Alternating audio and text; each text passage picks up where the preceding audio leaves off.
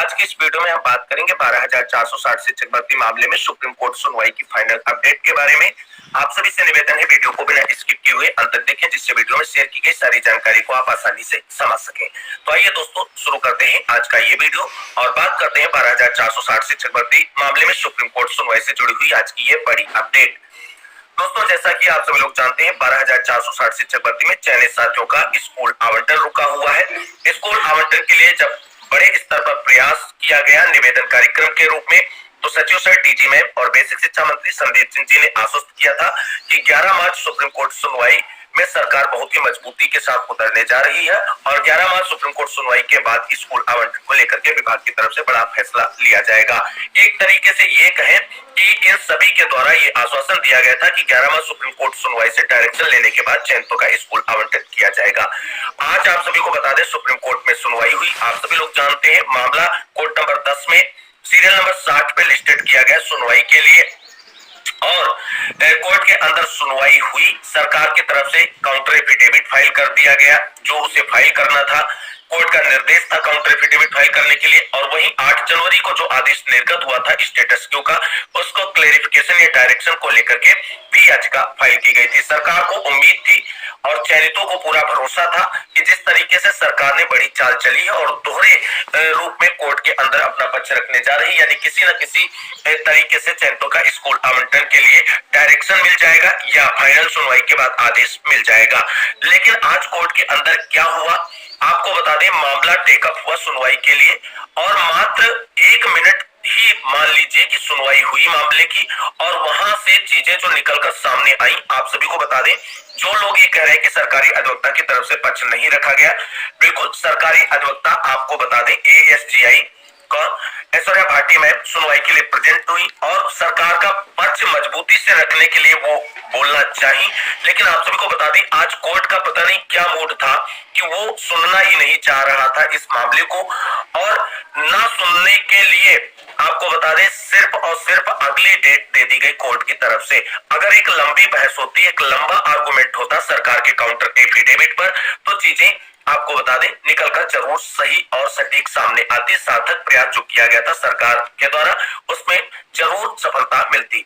और वहीं आप सभी को बता दें डायरेक्शन के लिए जब एएसजीआई ऐश्वर्या भाटी मैम बोलना चाहिए और कोर्ट को समझाना चाहिए कि आप का जो आदेश है 8 जनवरी का, उसके अनुपालन को लेकर के सरकार और विभाग की तरफ से अभी स्कूल आवंटन को रोक के रखा गया है। इस पर आप सभी को बता दें विपक्ष के अधिवक्ता पटवालिया सर ने जोरदार तरीके से विरोध किया और कहा कि ये चीजें जो है उन्होंने रातों रात इस मामले में आगे जो है प्रक्रिया बढ़ा दी है और चयनित कर लिए गए, काउंसलिंग करा ली गई और नियुक्ति पत्र निर्गत कर दिए गए।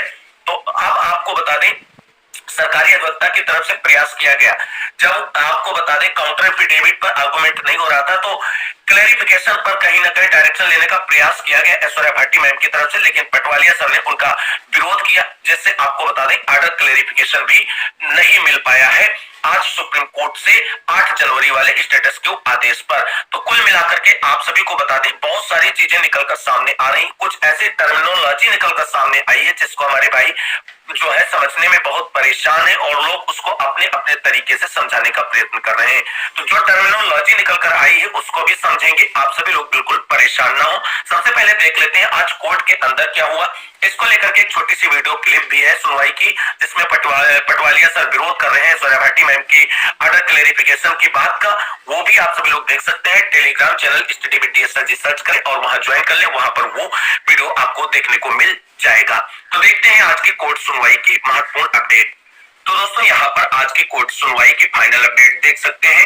डेट 11 मार्च 2024 यहाँ पर आप सभी लोग देख सकते हैं लिखी हुई है आइटम नंबर 60 पर और कोर्ट नंबर 10 में मामले की सुनवाई लगी हुई थी। मैटर उमेश चंद्र एंड अन्य के साथ साथ वर्सेस ऑफ स्टेट यूपी को बनाया गया था इस मामले में और जितनी भी कनेक्टेड याचिकाएं थी बेंच के रूप में सभी सुनवाई के लिए लगी हुई थी, हमने बताया था आप सभी को। और आज की जो सुनवाई है उसकी समरी आप यहाँ पर देख सकते हैं। केस लगभग दोपहर 1:40 पर सुनवाई के लिए टेकअप हुआ। पीएस पटवालिया ने कोर्ट से मांग की क्योंकि इसमें कई मुद्दे और याचिकाएं बंच हैं तो इसको किसी दिन नॉन मिसलेनियस दिन टाइम और डेट फिक्स करके सुनवाई के लिए रखा जाए, जज भी उनसे सहमत दिखे। यहाँ पर एक चीज आप समझिए कि सरकारी अधिवक्ता की तरफ से जो डेट लेने की खबर आ रही थी वो वास्तव में सच नहीं है। सरकारी अधिवक्ता की तरफ से डेट लेने की बात नहीं की गई। पीएस पटवालिया सर ने कोर्ट से अगली डेट लेने की जो है प्रे की थी और उससे आप सभी लोग देख सकते हैं जज साहब सहमत दिखे और अगली कोर्ट सुनवाई के लिए डेट दे भी दी गई है। आप सभी लोग आगे देखेंगे। फिर सरकार की तरफ से एएसजीआई ऐश्वर्या भाटी जी बोली कि स्टेट ने आपके आदेश को 8 जनवरी 2024 को स्टेटस को किया, उस पर क्लेरिफिकेशन फाइल की है कि स्टेटस को या स्टे किस पर है। सरकार ने 8 तक नियुक्ति पत्र बांट दिए थे, अपने आदेश को थोड़ा स्पष्ट कर दें, स्टेटस को कहां तक और किस पे है, यानी ऑर्डर क्लेरिफिकेशन को लेकर के प्रयास किया गया ऐश्वर्या भाटी मैम की तरफ से। इस पे भी पीएस पटवालिया ने विरोध किया और कहा कि योर लॉर्डशिप इन्होंने बैंक डेटिंग करके और रात के अंधेरे में नियुक्ति पत्र बांट दिए, जबकि सुबह ही स्टेटस को कोर्ट ने दिया है 8 जनवरी को। जज साहब ने बोला आप सब होली के बाद आइए, आपका मैटर लगा देते हैं और इस मैटर को सुन के निर्णय करेंगे, तब तक हम कुछ नया ना करेंगे, सारे मुद्दे सुन के फाइनल कर देंगे और सुनवाई समाप्त कर दी गई। तो कुल मिलाकर के आप सभी को बता दें अगली डेट कोर्ट की तरफ से दे दी गई है, जिसकी डिमांड पटवालिया सर ने की थी।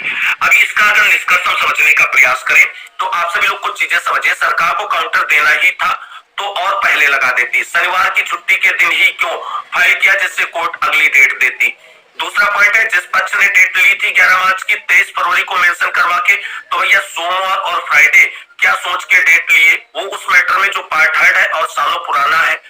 आप बात करते हैं सभी पक्ष अब अप्रैल में अपनी बात और तैयारी सुनिश्चित रखें, अप्रैल के लिए अगली डेट दे दी गई है। तो कुल मिलाकर के आप सभी लोग यहाँ पर देख सकते हैं कि फिर से वही चीजें निकलकर आप सभी के सामने आ रही हैं और ये इस तरीके से आज कोर्ट के अंदर पूरा जो है घटनाक्रम देखने को मिला है। अब आप सभी को बता दें सुप्रीम कोर्ट की सुनवाई से कोई भी चीजें सकारात्मक निकलकर नहीं आई। उसके बाद तुरंत सचिव श्री प्रताप सिंह बघेल जी से मुलाकात की गई चयनितों की तरफ से और उनसे जो अपडेट निकलकर सामने आ रही है उस पर नजर डालते हैं। यहाँ पर आप सभी लोग देख सकते हैं कि ये 12,460 शिक्षक भर्ती सुप्रीम कोर्ट सुनवाई के बाद सचिव सर से मुलाकात की अपडेट यहाँ पर डिस्कस की गई है। आप सभी लोग देख सकते हैं सर एससीईआरटी पर है, लिस्ट आने के बाद हम लोग सर से मिलने गए, सर ने बोला कि लिस्ट आ गई है और 3 को केस लगा है। हमने तो आप लोगों के लिए एएसजीआई को हायर कर लिया था, कोर्ट आज सुनी ही नहीं तो क्या किया जाए। सर ने बोला है परेशान हो ना हो, सरकार की तरफ से मजबूत पैरवी होगी। आज कुछ लड़कियां मिलने गई, सर ने उनसे बोला है कि अगर कोई खाता जारी करता है आप लोग सामूहिक शिकायत की एप्लीकेशन दे देना, आकर उसके बाद हम कार्रवाई करेंगे। सर का बोलना है कि जब एएसजीआई ऐश्वर्या भाटी हमने कर दिया तो अब इससे बड़ा क्या करेंगे, प्राइवेट, और अगर जरूरत लगेगी तो सरकार बड़े से बड़ा वकील करेगी, लेकिन अगर कोई प्राइवेट वकील करने को सोचा तो सरकार पीछे हट जाएगी। तो कुल मिलाकर के आप सभी को बता दें सरकार ने मजबूत पैरवी का प्रयास किया और एएसजीआई ऐश्वर्या भाटी मैम को आप सभी के मामले में सुनवाई के लिए कोर्ट के अंदर उतारा, जिसकी हम लोगों की मांग थी। अब आपको बता दें अगली सुनवाई पर प्रयास होना चाहिए कि solicitor general of India Tushar Mehta sir को सुनवाई के दौरान उतारा जाए और ये पटवालिया सर जो विरोध कर रहे हैं इनका काट केवल और केवल तुषार मेहता सर है। आप सभी को बता दें तुषार मेहता सर इतने मजबूत पक्ष रखेंगे सरकार का क्योंकि वो सॉलिसिटर जनरल ऑफ इंडिया है। और आप सभी को बता दें बीएड वर्सेस बीटीसी मामले में बीटीसी के मेन अगुवाकार जो मीनाक्षी अरोड़ा और कपिल सिब्बल जी हैं वो भी तुषार मेहता सर के सामने कहीं ना कहीं कमजोर पड़ जाते हैं, तो ये पटवालिया सर कहीं ना कहीं जरूर कमजोर पड़ेंगे। तो इस बार आप सभी को बता दें अगली सुनवाई जो डेट दे दी गई सरकार की उस पर हमें तुषार मेहता सर सुनवाई के लिए चाहिए और मामला उसी डेट में जो है निस्तारित होना चाहिए। देख लेते हैं अगली सुनवाई को लेकर के जो डेट आ रही है उससे जुड़ी महत्वपूर्ण अपडेट।